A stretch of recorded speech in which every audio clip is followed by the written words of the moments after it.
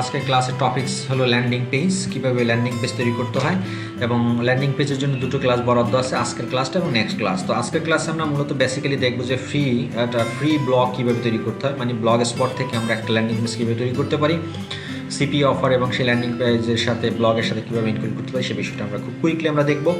আপনারা আজকের এই ক্লাসটা দেখার পরে আপনারা অবশ্যই বাসায় প্র্যাকটিস করবেন এবং আপনারা সিপিএ থেকে সিপি নেটওয়ার্ক থেকে অফার চয়েস করবেন, সেই অফারগুলো আপনাদের ব্লগে নিয়ে আপনারা ডিজাইন করে আমাদেরকে। সো লেটস স্টার্ট, চলুন আমরা এখানে স্টার্ট করি কীভাবে একটা ব্লগ দিয়ে একটা ল্যান্ডিং পেজ তৈরি করা যায়। ওকে, সো প্রথমে যে কাজটা করতে হবে আপনাদেরকে blogger.com বা blogspot.com যেটা দিয়ে সার্চ দেন না কেন অসুবিধা নেই। ব্লগার এবং blogspot.com অ্যাজ এ সেম, দুটি একই কোম্পানি। এটাও একটা গুগলের একটা প্রোডাক্ট। আমরা গুগলের প্ল্যাটফর্ম ইউজ করি মূলত ল্যান্ডিং পেজ তৈরি করব। এক্সকিউজ মি, সরি, দেখুন এখানে আমি www.blogger.com দেওয়ার সাথে সাথে কিন্তু আমার এই পেজটা ওপেন হয়ে গেছে, বাট আনফর্চুনেটলি আপনাদের ক্ষেত্রে এটা হবে না প্রথমবার। কেন হবে না সেটা আমি বলে দিচ্ছি। এটা না হওয়ার কারণটা হলো বিকজ অফ যেহেতু এটা একটা গুগলের প্রোডাক্ট,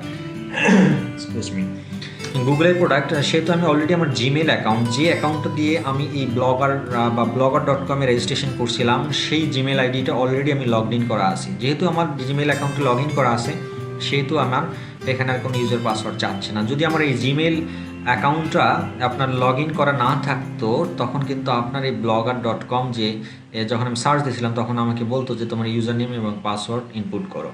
ওকে, তো যেহেতু আমি একটু তাহলে প্রথম থেকেই দেখাই, আপনারা একটু হয়তো কনফিউজড হয়ে যাবেন, বুঝতে পারবেন না। তো আমি একটু এটাকে লগ আউট করি, আপনাদের বেলায় কীভাবে আসবে সেই পেজটা আমি আপনাদেরকে একটু দেখানোর চেষ্টা করি। আশা করি তখন আপনারা একটু ক্লিয়ার হবেন। আমি এটা লগ আউট করে বের হয়ে আসলাম এবং আমার যে ইমেলটা ওপেন করা ছিল সেটাও আমি দেখতে পাচ্ছেন যে আমি অলরেডি ক্লোজ করে দিচ্ছি। মেইনলি আপনারা পাবেন এইভাবে, পেজটা যেভাবে আসবে ঠিক এইভাবে পেজটা আসবে। যখন আপনারা www.blogger.com দিয়ে আপনারা সার্চ দিবেন, তখন আপনারা আপনাদের কম্পিউটার থেকে আপনারা এই ইন্টারফেসটা দেখতে পাবেন, এই অবস্থায় আসবে। তো এই অবস্থায় আসার পরে আপনাকে যে কাজটা করতে হবে সেটা হলো যে সাইন ইন। সরি, একটু প্রবলেম হচ্ছে। এই যে সাইন ইন যে অপশনটা আছে আপনারা দেখতে পাচ্ছেন, এই সাইন ইন অপশনে আপনি ক্লিক করতে পারেন, অথবা ক্রিয়েটিভ ব্লগ এই জায়গাটাতে আপনি ক্লিক করতে পারেন। আমি সহজ প্রসেসটাই আমি আপনাদেরকে দেখাই। আপনারা ক্রিয়েটিভ ব্লগ নামে এখানে যে অপশনটা আছে সেটাতে ক্লিক করবেন। সেটাতে ক্লিক করার পরে আপনাকে এই যে দেখুন একটি অ্যাকাউন্ট বাছুন, একটি অ্যাকাউন্ট চয়েস করুন। আপনার যে জিমেল অ্যাকাউন্ট যেটা আপনি নর্মালি সবসময় ইউজ করেন, সেই জিমেল অ্যাকাউন্টটা আপনি চয়েস করবেন। এখানে ধরুন আমি এই জিমেল অ্যাকাউন্টটা আমি ইউজ করি, আমি এই জিমেল অ্যাকাউন্টটা আমি সিলেক্ট করে দিব। সিলেক্ট করার পর আমার কাছে পাসওয়ার্ড যাবে। আবার এই পাসওয়ার্ডটা কী পাসওয়ার্ড দিবেন, এটা দিবেন যে আপনার জিমেল অ্যাকাউন্টটা লগ ইন করার জন্য যে পাসওয়ার্ডটা দিচ্ছেন, সেই পাসওয়ার্ডটাই আপনি এখানে পুট করবেন। এটার জন্য আপনার আলাদা কোনো অ্যাকাউন্ট ক্রিয়েট করতে হবে না। জিমেল অ্যাকাউন্টের জিমেল ইউজার এবং জিমেলের পাসওয়ার্ড দিয়ে আপনি এখানে লগ ইন করতে পারবেন। আচ্ছা দেখুন, আমি যখন লগ ইন করলাম, পাসওয়ার্ড করলাম, তখন আমার কাছে এখানে একটা জিনিস চলে আসছে, সেটা হলো কি যে blog site creative new blog. তো আমরা একটা নতুন ব্লগ তৈরি করব, সেটার একটা টাইটেল দিতে হবে। এখন প্রথমে আমাকে চিন্তা করতে হবে যে আমি আসলে মূলত কী নিয়ে এই ব্লগটা আমি তৈরি করব, আমার ব্লগের টাইটেলটা কি হতে পারে, আমি আসলে মূলত সিপিএতে কোন নিশ নিয়ে আমি কাজ করব, কোন ধরনের কাজগুলো আমি করব। তো আমি মেন্টালি ডিসিশন নিয়েছি যে আমি সিপিএর মধ্যে যে কাজগুলো আছে সেখান থেকে আমি অফার রিলেটেড কাজগুলো করব। ধরুন অফারগুলো কি হতে পারে, যে অ্যামাজন গিফট কার্ড অফার হতে পারে, তারপরে ফ্রি গিফট কার্ড হতে পারে, তারপরে আপনার আলিবাবা ফ্রি গিফট কার্ড হতে পারে, ডিসকাউন্ট অফার হতে পারে। দ্যাট মিনস এগুলো কিন্তু সবই অফার রিলেটেড, তাই না? হ্যাঁ, তাহলে আমি আমার ওয়েবসাইটটার একটা টাইটেল নেম দিতে পারি এই অফার রিলেটেড রেখে। তো আমি ধরুন অফার, যেহেতু আমি সিলেক্ট করছি যে আমার নিশ বা আমার কিওয়ার্ড কি অফার নিয়ে আমি কাজ করব, ফ্রি অফার্সগুলো নিয়ে আমি কাজ করব। সো আমি এখানে যেটা দিতে পারি, ধরুন আমি একটা নাম দিই, সেটা হলো যে কি দেওয়া যায়, ধরুন আমি একটা নাম দিলাম অ্যামাজন ফ্রি গিফট কার্ড। ওকে, এটা হলো আমার টাইটেল, আমি দিলাম যে অ্যামাজন ফ্রি গিফট কার্ড। ওকে, এরপরে দেখুন, এরপরে আসছে অ্যাড্রেসটা আপনি কী দেবেন। অ্যাড্রেস মানে হলো একটা ওয়েবসাইটের মতন একটা ইউআরএল যেটাকে বলি। আমি এখান থেকে আমার ইউআরএলটা আমি চয়েস করব। ধরুন আমি দিলাম তাহলে এ গিফট কার্ড, এ মানে অ্যামাজন যত শর্ট দিতে পারেন ততই বেটার, কারণ মানুষ এটা দিয়েই কিন্তু লগ ইন করবে। আপনি এখানে সার্চ দিবে এ গিফট কার্ড, এটা আমি দেখে আসে কি না। না, দেখুন এখানে কি লিখছে, sorry this block address is not available. Okay, তার মানে এটা আমি দিতে পারবো না।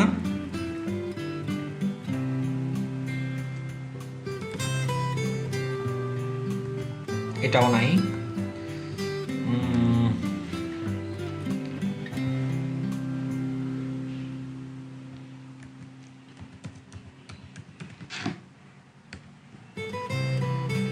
এটা একটু আপনাকে কষ্ট করে একটু খুঁজে নিতে হবে, বিকজ পাওয়াটা একটু টাফ। আপনার পছন্দের মতনগুলো পাবেন না, কারণ এটা অলরেডি অনেকজন হয়তো আগে নিয়ে ফেলছে আপনার আগে। That is the point. So আমি যদি গিফট কার্ড 2018 দিয়ে দেখি কী হয়।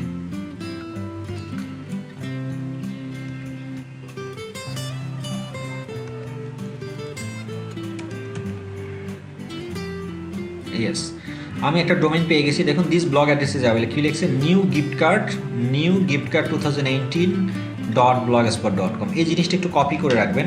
এটাই কিন্তু আপনার একটা ডোমেইন, মানে আমরা যেমন সার্চ দিই না গুগলে বা যে কোনো জায়গায়, যে www.yahoo.com www.google.com, বাট আপনার এটার নাম, আপনার ওয়েবসাইটের নামটা হবে তাহলে কি www.newgiftcard2018.blogspot.com। এখন এখানে আপনাদের একটা কোশ্চেন আসতে পারে যে .com-এর আগে আবার .blogspot কেন আসলো।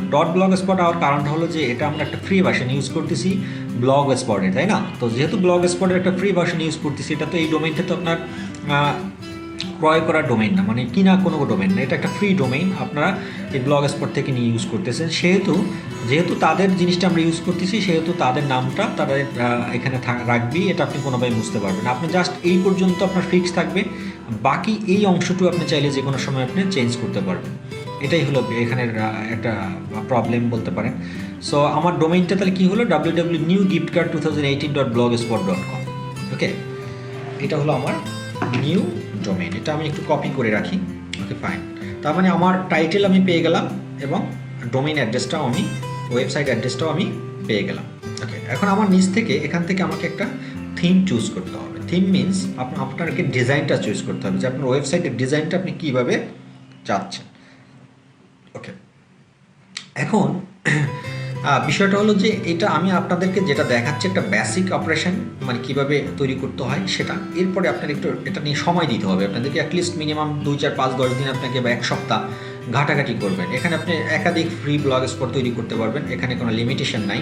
তো আপনার আজকের ক্লাসটা আমি দেখানোর পরে আপনারা নিশ্চয়ই নিজেরা আপনাদের নিজেদের অফার নিয়ে প্র্যাকটিস শুরু, অ্যাটলিস্ট 2-3টে ব্লগ আপনারা তৈরি করে দেখবেন যে আপনারা নিজের ব্লগ তৈরি করতে পারতেছেন এবং সেটা কতটুকু সুন্দর হচ্ছে। এবং সেটা দেখে প্র্যাকটিস করে এক সময় দেখবেন যে 1 সপ্তাহ যদি মোটামুটি প্র্যাকটিস করেন, আশা করি আপনার খুব ভালো একটা ওয়েবসাইট বা খুব সুন্দর একটা গর্জিয়াস লুক্রেটিভ একটা ডিজাইন আপনারা এখান থেকে বের করতে পারবেন। সো আমি শুধু আপনাদেরকে আজকে বেসিকটা দেখাবো যে কীভাবে কী কাজ করতে হয় সেটাই। ওকে, সো আমি টাইটেল পেলাম, অ্যাড্রেস পেলাম, এরপর আমি এখান থেকে একটা থিম চয়েস করব, আমার পছন্দ মতো থিম। এটা আপনি আপনার পছন্দ মতো থিম চয়েস করতে পারেন। সো আমি যেটা করব সেটা হলো যে সিম্পল থিম, যেটা আপনাদেরকে জাস্ট বোঝানোর জন্য এই সিম্পল থিম লেখা আছে, দেখুন সিম্পল, আমি এটাই চয়েস করলাম। এই যে এখানে সিলেক্ট করলাম, সিলেক্ট করে তারপরে দিব আমি ক্রিয়েট ব্লগ, এই বাটনটাতে আমি ক্লিক করব। ওকে,